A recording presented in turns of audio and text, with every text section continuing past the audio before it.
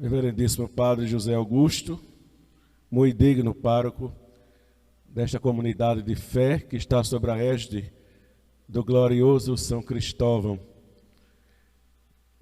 De antemão, já quero agradecer o convite de poder estar aqui na festa de São Cristóvão, festa esta que tantas vezes celebrei com o povo durante 12 anos. E aqui estou, não mais como pároco, mas como visitante. Então, obrigado por essa oportunidade de poder voltar e ver de novo essa comunidade que tanto amo, que foi, durante todo esse tempo, a minha família. Continua sendo no coração. E poder também participar esta noite do novenário, pois São Cristóvão, na minha vida de padre, sempre foi aquele que me conduziu a Jesus. Aliás, o tema da festa, não é? São Cristóvão nos conduz a Jesus, assim. Pois bem, então uma alegria muito grande estar aqui hoje, pedindo a proteção do nosso glorioso padroeiro. E dizer a vocês, meus amados irmãos e irmãs, como sempre disse nas festas anteriores, e onde sempre costumo celebrar, digo, a gente poder aproveitar a oportunidade que Deus nos oferece na festa. É um período em que nossas vidas mudam, nossa vida de discípulo, de cristão. Muda porque Deus nos convida cada noite a vir à igreja. Na semana, dia de trabalho, com certeza à noite todo mundo meio cansado ou muito cansado, mas a fé faz esquecer o cansaço do trabalho do dia e nos traz para celebrar, para ouvir a palavra de Deus que é proclamada na Santa Liturgia da Palavra. Nosso primeiro alimento, a primeira mesa que nos alimenta é a palavra. Para então, depois de tantas mensagens que a gente vai ouvindo durante a festa, ao final dela, a gente poder dizer, durante esse novenário, eu pude ver como preciso melhorar como cristão, como discípulo de nosso Senhor Jesus Cristo. Então a festa tem que ter esse objetivo, se podemos assim dizer. A festa é um momento principalmente para celebrar, para nos alimentar da palavra e da Eucaristia, evidentemente, mas é um momento de socializar a nossa vida. No mundo em que as pessoas estão, pela correria do dia a dia, pelo frenesi das nossas vidas, meio que afastadas. A festa nos congrega, nos une, nos faz esquecer, por que não dizer, até nossas dificuldades, porque o encontro com o outro, no diálogo, no sorriso, nos preenche bastante. Que a festa de São Cristóvão, mais uma vez, possa enriquecer a todos vocês que participam fielmente, assiduamente, até o fim. A liturgia da palavra hoje nos traz primeiramente na leitura que nós acabamos de ouvir, Carta de São Paulo aos Romanos, toda a teologia que Paulo traz sobre a justificação. E aí a gente vai ver daqui a pouco o que tem a ver essa leitura com o Evangelho, que está muito forte, nos fala profundamente ao coração o Evangelho de hoje. Então, São Paulo fala aqui na leitura, desde ontem, anteontem, ontem e hoje, São Paulo na Carta aos Romanos vem trazendo a teologia da justificação. O que é isso?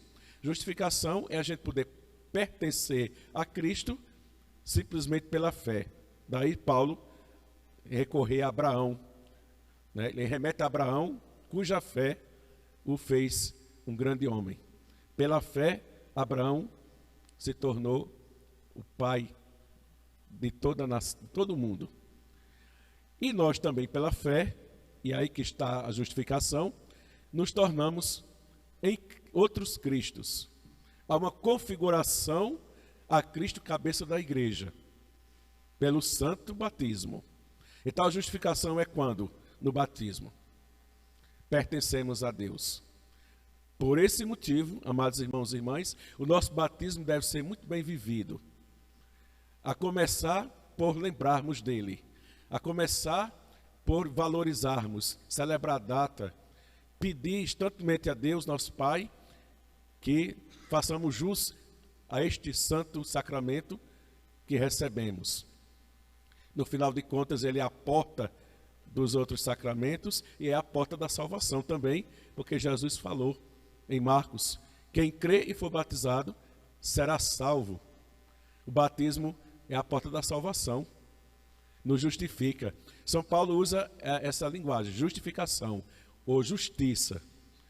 É uma linguagem que não é muito conhecida nossa, né? Justificação. Mas toda vez que você lê na carta de Paulo a palavra justificação, lembre-se que é a nossa pertença a Cristo. Eu fui justificado não porque eu mereço, não porque eu me esforcei para sê-lo, mas por pura graça. A justificação é graça pura.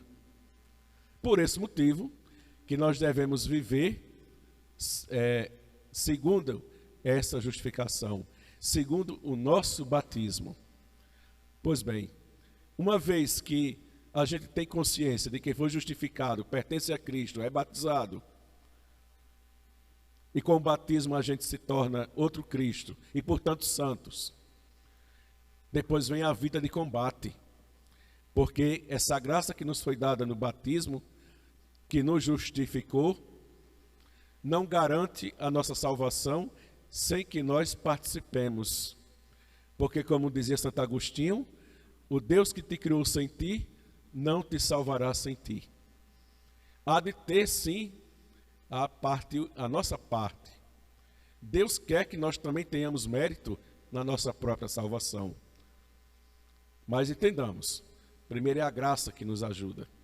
Humildemente a gente deve reconhecer que o nosso progresso na fé nunca será feito só pelos nossos méritos, mas sobretudo pela graça. É a graça santificante que a gente aprendeu lá no catecismo. Tem a graça atual, aliás. No batismo a gente tem a graça santificante, essa que nos justificou. E no dia a dia tem a graça atual, que nos auxilia no combate contra o fracasso do pecado. Então veja, como Deus arrumou as coisas a fim de que nós tenhamos a possibilidade de permanecer sempre justificados na graça.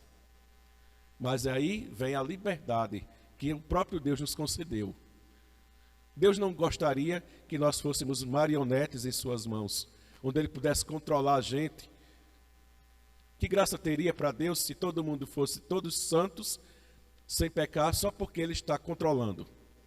Ele quer que nós sejamos santos por decisão nossa.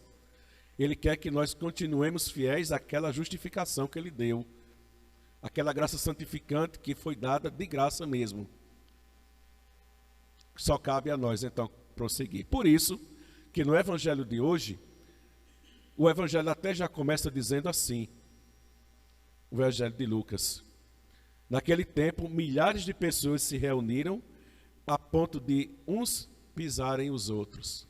Claro, a pessoa de Jesus e suas palavras encantavam, e por isso essa multidão. Mas preste atenção no detalhe que Lucas coloca. Jesus começou a falar primeiro a seus discípulos. Ele chama os discípulos à parte. Depois é a grande multidão, os discípulos à parte. E vai ensinar duas coisas essenciais: sobre a hipocrisia, é algo assim que é fundamental a gente ter cuidado, e justamente o papel, o dever, a missão do discípulo de levar à tona, sobretudo, a verdade do Evangelho. Quando ele fala que nada há de escondido que não seja revelado. Tudo aquilo que for dito ao pé do ouvido será conhecido. Isso aqui se refere, evidentemente, a tudo na nossa vida. Não pensemos que nossas ações, que nossos pensamentos, ações, ficarão assim eternamente escondidas. Sempre virá à tona um dia. Tanto o que de ruim está escondido, quanto de bom há. E aqui, justamente, a gente precisa entender, nesse segundo ponto do Evangelho, que nosso Senhor Jesus Cristo também fala que a palavra dele não vai ficar escondida. Ela virá à tona, queira a gente ou não. Se não tiver discípulo para dizer, aparecerá alguém que nem que seja discípulo. Aí a gente pode lembrar de Isaías. Me parece que é Isaías que fala. Se eu não falar, as pedras falarão. Ai de mim, se não disser. Não podemos deixar escondida a palavra de Deus, o Evangelho. Então, esses dois pontos que a palavra de Deus coloca para a gente, para que possamos permanecer justificados na graça santificante e na graça atual. A graça atual é o auxílio divino. As próprias palavras de Jesus já são a ação da graça.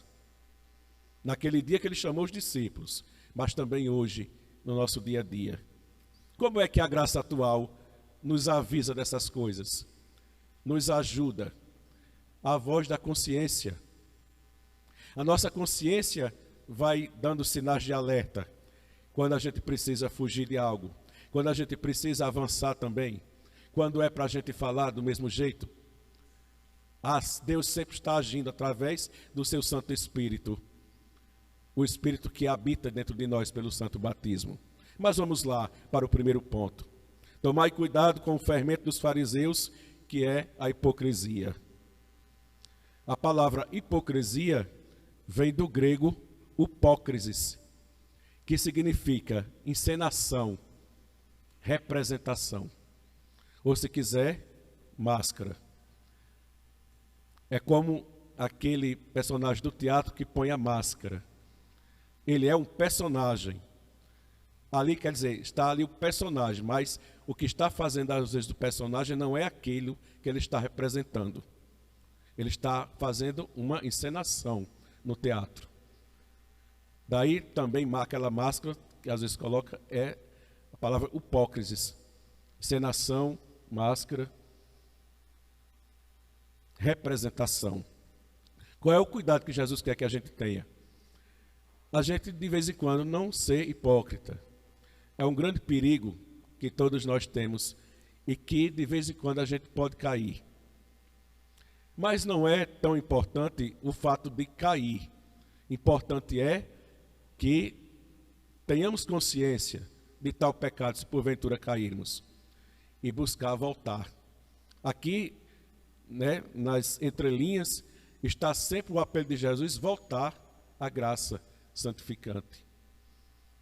Então, todo discípulo, parece que mais do que os outros, será sempre tentado ao pecado da hipocrisia. A gente tem necessidade de representar um personagem. Parece que é meio psicológico isso, meio humano. A gente representa uma coisa, mas pode não ser aquilo que está representando. Ou a vida toda, ou certos momentos. Esse pecado da hipocrisia, ele pode acontecer em momentos pontuais apenas. A pessoa pode representar, atuar em determinado momento. Ou a pessoa pode ser, infelizmente, hipócrita, parece que por natureza. Então, saber também diferenciar esse pecado de hipocrisia.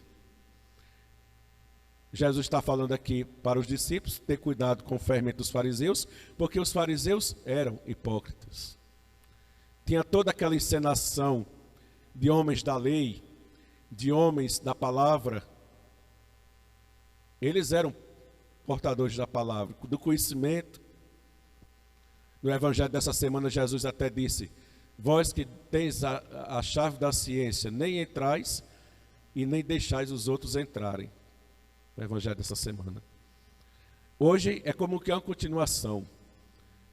Então, por mais que os fariseus tivessem aquela responsabilidade de ser os condutores da comunidade, da sinagoga, por mais que eles tivessem essa missão, sempre estavam caindo nesse pecado de hipocrisia.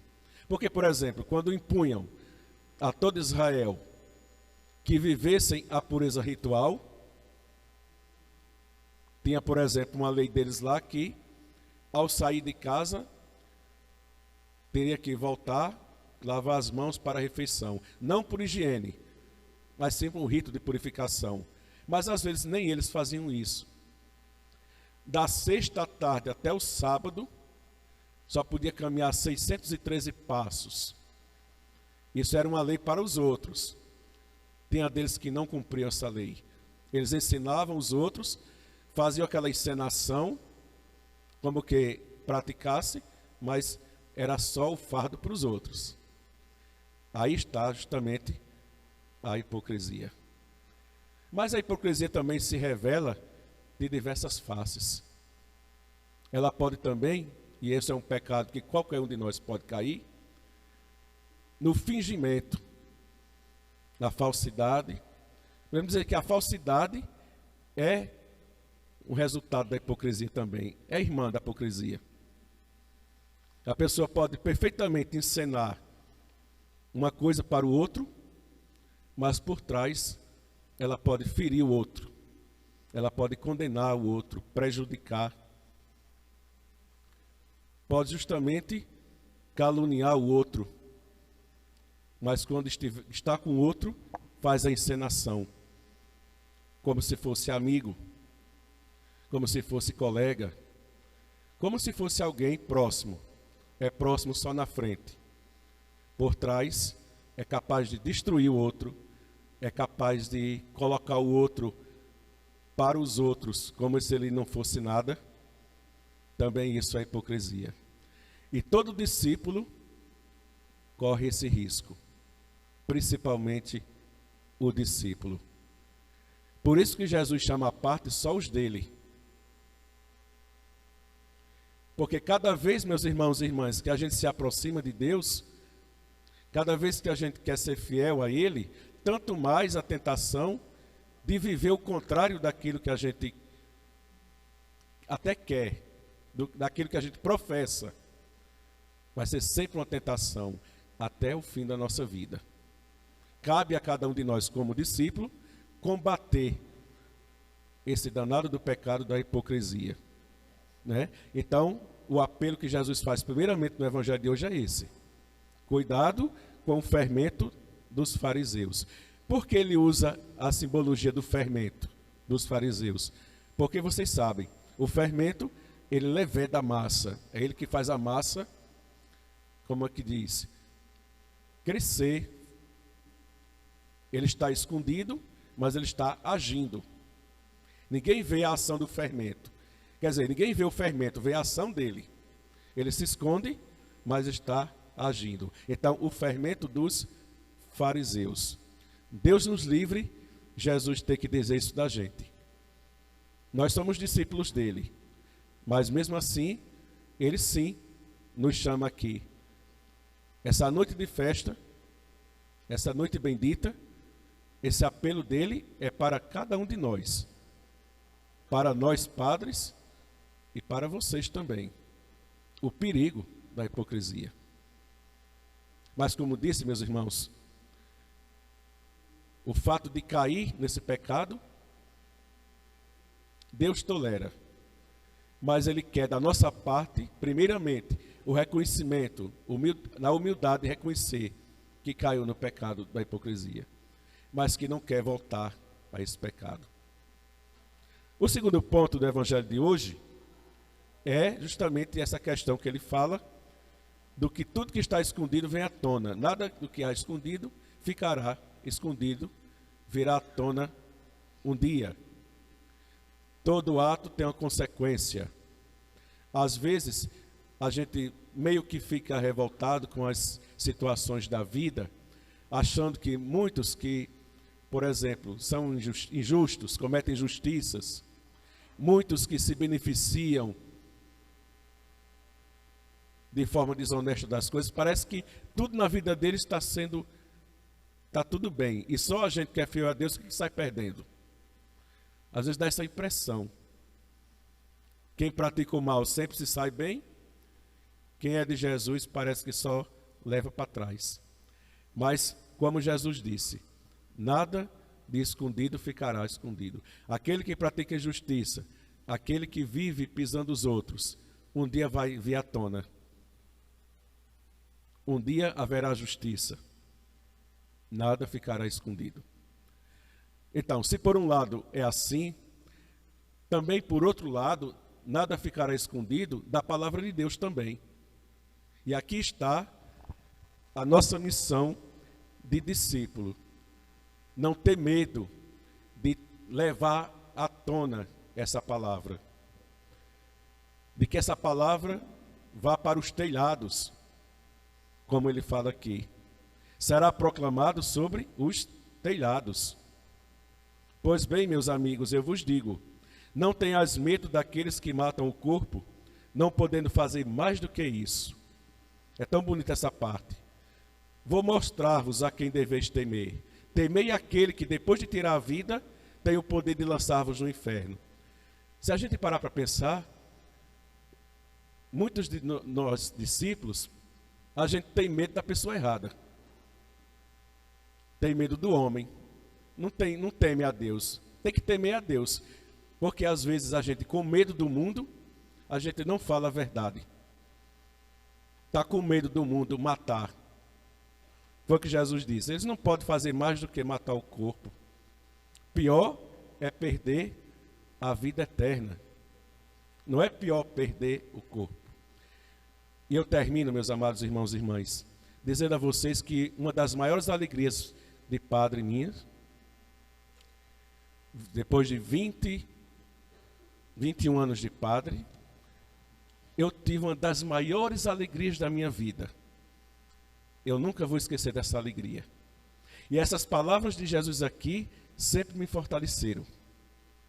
Essa alegria que eu tive foi ter a oportunidade de um dia fazer com que essa verdade do Evangelho fosse para o telhado, sem me importar com, como diz aqui, o homem que mata o corpo. Como Deus disse, você é discípulo, leva à tona a minha verdade sobre a vida, o valor da vida, a minha verdade sobre uma consciência reta, a minha verdade sobre a fé, a família. Tem tanta gente que tem medo de falar sobre essas coisas para não levar paulada do mundo. É melhor ter medo de Deus, não é dos homens não. Ter medo de Deus não, temer a justiça de Deus. Porque quem se acovarda diante do homem, porque o homem é pagão, porque o homem não quer a vida, porque o homem não quer a verdade, vai se ver com Jesus um dia. Foi ele que disse, não sou eu não. E depois que a gente, com firmeza, se mantém fiel à sua verdade, a recompensa é certa. A recompensa é certa. Como Deus me fez feliz, depois dessa experiência pessoal, de ter manifestado a sua verdade. A minha não, a dele, né? Como eu fui feliz, e sou. Ele tem me presenteado tanto, tanto, tanto. Para dizer a vocês que vale a pena a gente ser fiel a Ele. Vale. A recompensa é a felicidade. E tem coisa melhor. A felicidade é tão boa que transforma a gente por inteiro. A dimensão é uma somatização. Espiritual e o físico. É uma maravilha. Então, o Evangelho de hoje nos norteia a nossa caminhada. Justificados pela fé, recebido o batismo e abençoados pela graça santificante que nos justificou, e a graça atual, o auxílio divino para a gente acertar o caminho, não tem medo de nada. Lutar para vencer a fraqueza da hipocrisia. Muitos de nós somos fracos, e é bonito, Deus acha bonito quando a gente humildemente reconhece que a gente é fraco. Ó Senhor, me ajude, eu sou tão fraquinho nessa questão, mas se o Senhor me segurar na minha mão, eu progrido. Eu sozinho progrido não. Deus se derrete diante de uma pessoa com humildade para reconhecer essas coisas. E por fim, essa coragem do discípulo de se manter fiel à verdade do Evangelho. Doa a quem doer. Nem que levam as pedradas do mundo. As pedradas depois passa a dor.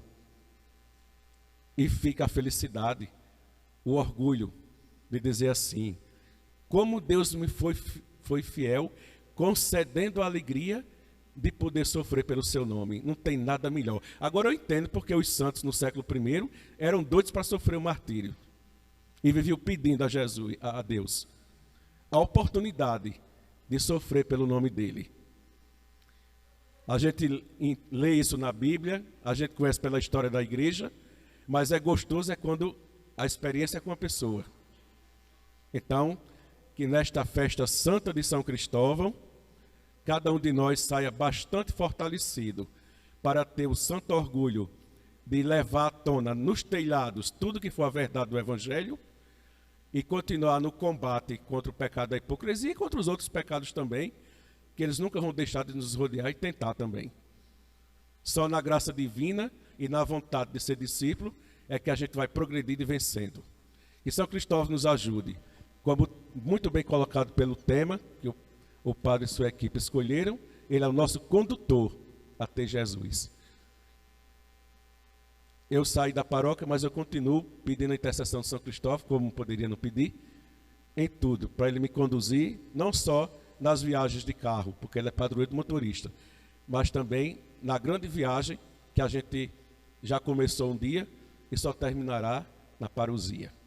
Louvado seja nosso Senhor Jesus Cristo.